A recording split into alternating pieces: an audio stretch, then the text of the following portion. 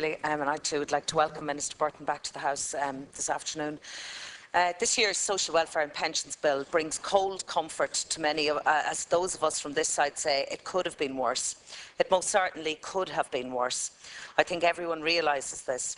Minister Burton achieved a thankless feat of reducing the adjustment from 440 million to 290. Every member in the House cannot dispute that this budget is significantly different from the previous budgets we've unfortunately had to propose.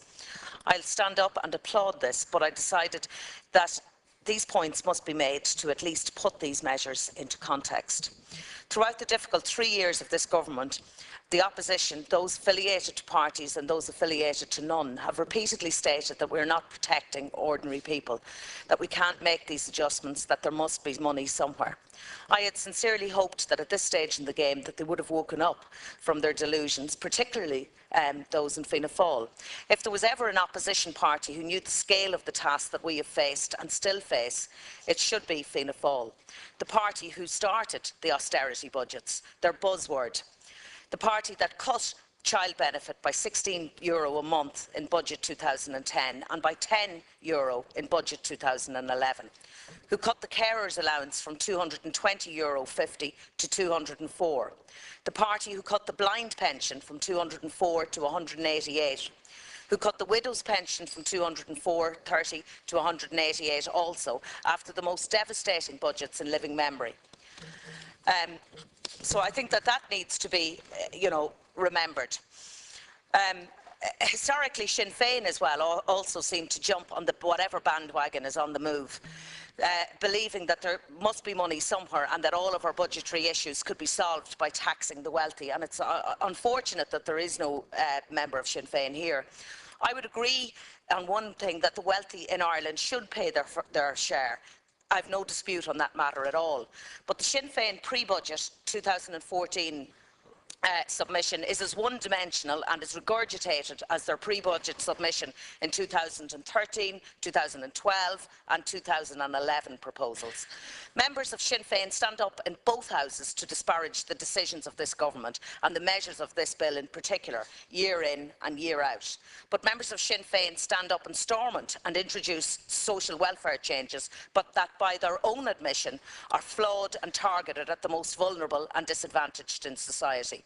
The social welfare bill that was allowed to pass by Sinn Féin in the North saw changes and cuts that disproportionately affect women.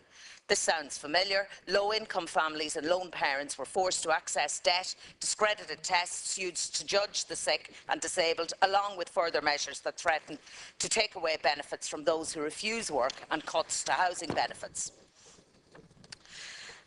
I concede that we have made harsh decisions and compromises, but we have never lost sight on the end game, to regain control of our country and to make it a more sustainable place for our children. It's easy to make easy decisions. On the most cynical level, not a single member of the Cabinet, the Labour Party or Fine Gael has anything to gain from cutting services and benefits from people. I think it's safe to say that not a single person on either side of the House entered into politics to take or to cut from people.